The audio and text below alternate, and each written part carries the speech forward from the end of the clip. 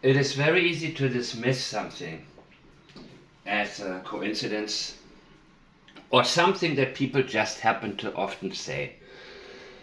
You know, that's only slang, or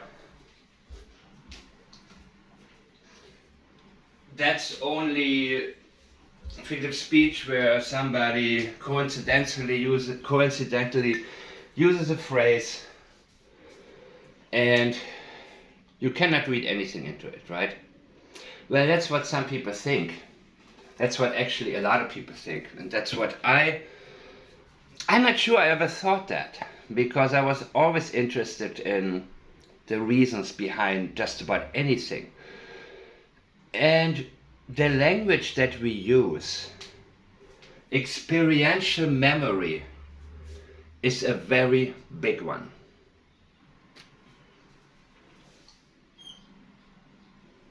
Jeez.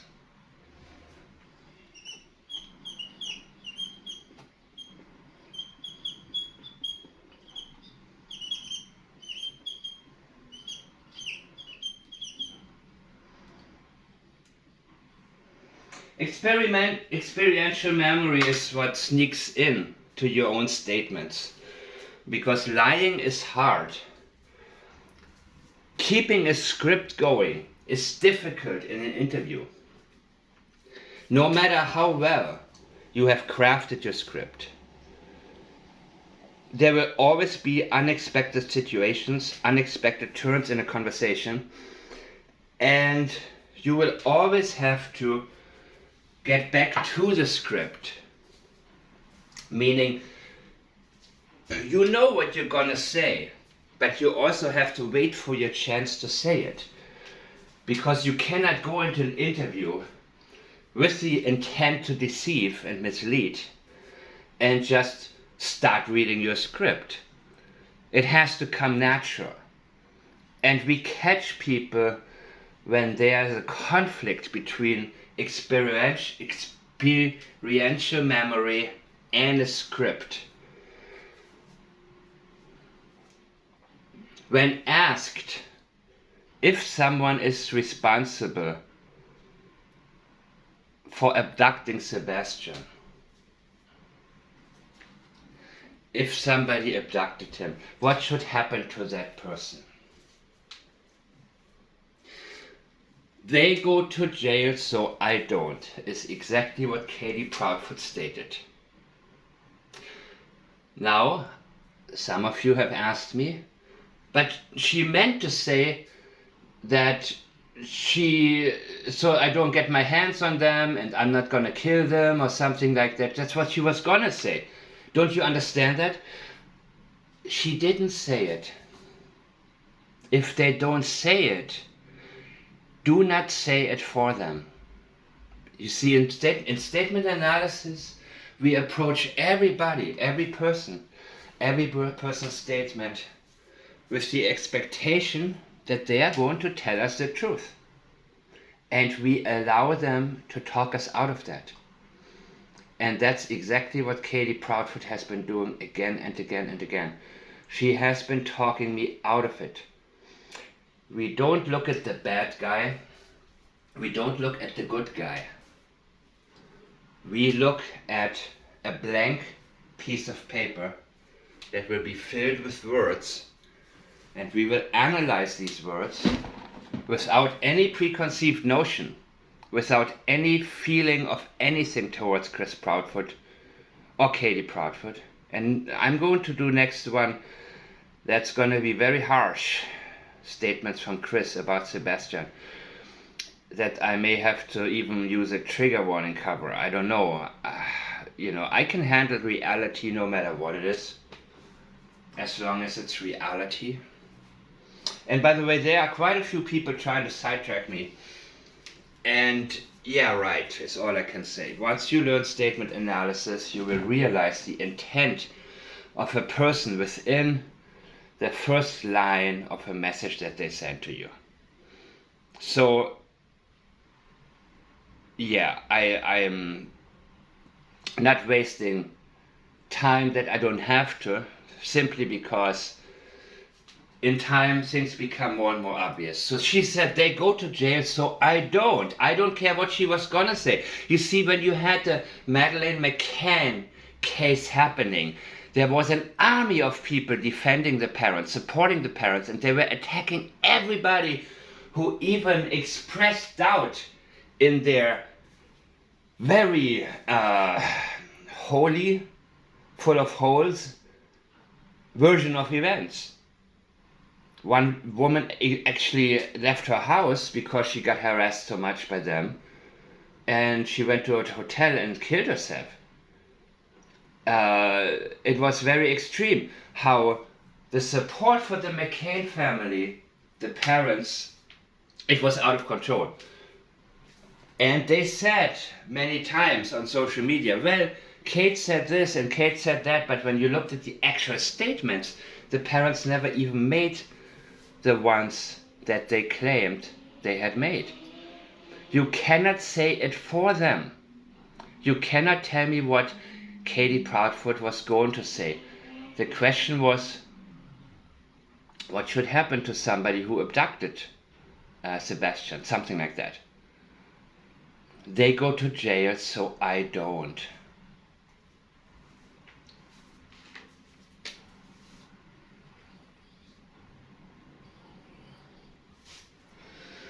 Who say? She stopped herself. I listened to it several times to make sure I didn't miss a single whisper, and I did not. I have uploaded it to this channel as well, that video. You can listen to it yourself. They go to jail, so I don't. Chris catches that. Chris Proudfoot, you know, may not be the smartest dude in the world, but guess what? He and her have previously started or have completed working on that script together. I think that this case must be all they're talking about at home. I mean, I don't think Chris is working right now. I don't know if Katie's working. They are they are so, they know when they go on these lives, and Chris cannot shut up.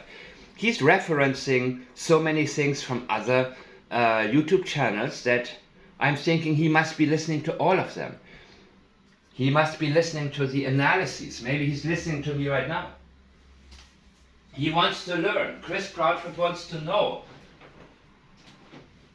what mistakes to avoid, how to cover himself.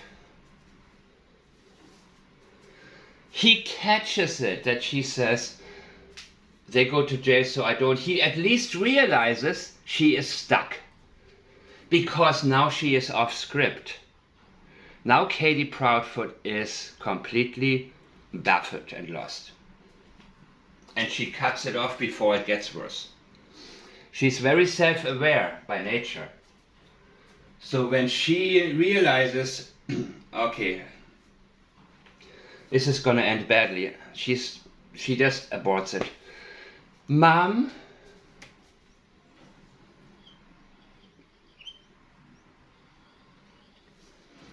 Mom is saying she hoped they better go to jail. Mom. Suddenly, Katie Proudfoot is mom.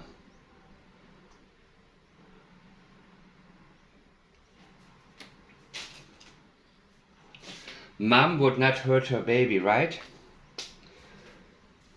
Mom. Suddenly the woman who never stood in the way of him abusing Sebastian is mom. That is another pattern of her. I've stated before in my analysis that in the very beginning, in the first part of the last statement I have examined, she told us they had a really good date together, and I believe it. Just her and Sebastian. 6 times we in 2 or 3 sentences, right? Or 4 sentences maybe. 6 times we, 1 times our, 1 time together. In the second part, the longer part, not one we. It was either I or he. There was complete separation. You can see how tense she was. Or you know what, let me say it like this. It appears to me she was quite tense in the Texas Roadhouse video. I can guarantee you, if we're watching a video from earlier in the day, when maybe they had lunch somewhere else, they're probably laughing, joking, probably a very different picture. She is telling us in her own language that as evening approached, things already changed. Her mind was on Chris, who had set her an ultimatum. Chris told her, it's me or him. She has a pattern of allowing Chris to completely go in between them. There was harmony, but the moment Chris comes up, Chris could beat Sebastian, he could do anything. He can, to this day, trash Sebastian on any YouTube live, on any podcast. Katie Proudfoot is never going to interrupt him. He can say the most vile things about Sebastian. Her missing son, Mom's missing son.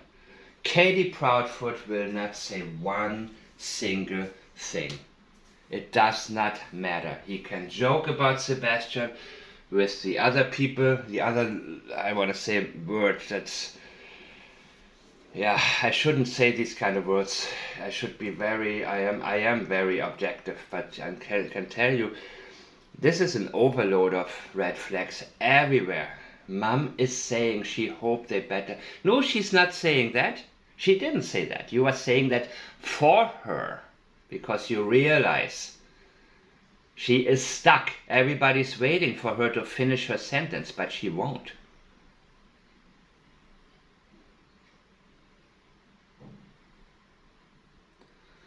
Then Chris Proudfoot does his little speech that I have previously brought to your attention, that I've analyzed actually. And then the guy says, well, they should be, whoever did this should be passed around jail like a honey bun. And Chris Proudfoot said, well, I mean, I have my own personal opinion about that or something. He feels challenged. His manhood feels challenged by that comment. Let me say it like that. I don't know if I mentioned that in the video, but I mentioned it several times on Twitter, on X. So what happens then?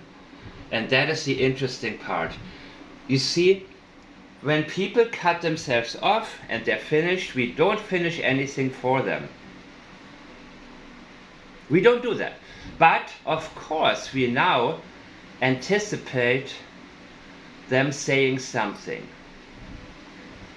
And we have to be very sensitive to the patterns the person has. If there are any changes.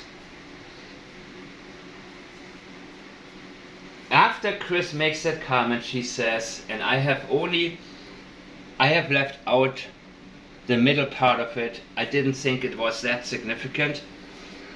All I have to say, they better go to jail if I find out somebody hurt my baby.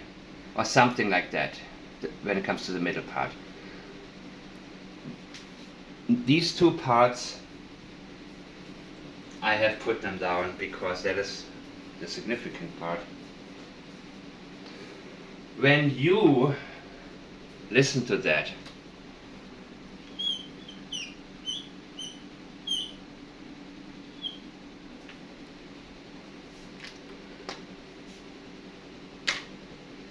Katie Proudfoot races through that sentence.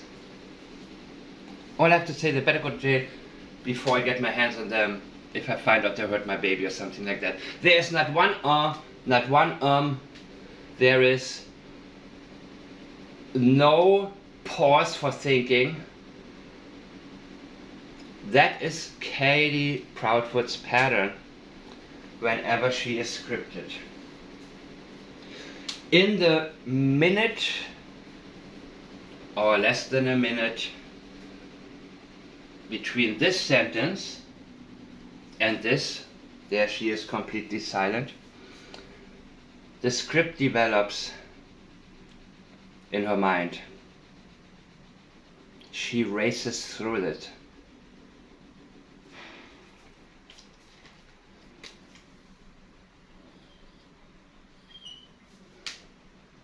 She got a sentence straight in her mind. She knows she stepped in a puddle right here. He took over, knowing that she is stuck. All. She's gonna get through this very fast. This is all she's gonna have to say. She's telling you, back off. Even though she has all of the guilty knowledge, she is telling people, I don't have to say anything more than that. She doesn't want to answer any further. That's all you're saying, yes. All I have to say is not necessary. But she is using that verbiage for a reason. She's done. Okay, I got the sentence in my mind. I'm gonna say it to explain away or to excuse my previous statement that I made, which stands. They go to jail, so I don't. She refers to him as, to continue the mom role. She's mom, Sebastian is my baby. My baby indicates helplessness. And there's also a reason that in this moment she refers to him as my baby. Because she's playing a role. She switches into the good mom role. Remember when she said, extra malt, extra malt, extra malt, and then I let him stay up a little bit late. She's shifting into the type of role of understanding mom because she understands how moms listening to her may react. So she wants to relate to them and make their relationship seem special, like a special mom and baby relationship. Extra malt. Something so insignificant, that's what she wants to focus on. I let him stay up a little late. I'm an understanding mom. I shouldn't, but I can't help it because I'm such a loving mother that I just need to give him a little bit of extra space. Well, again, this is the woman who didn't do a thing when he took off the belt and chastised his stepson. Some of you have said that certain things Katie has been saying, and that Summer Wells' mother has also said in another interview, in another case of course, is Southern slang. I am surrounded with people who are from the South.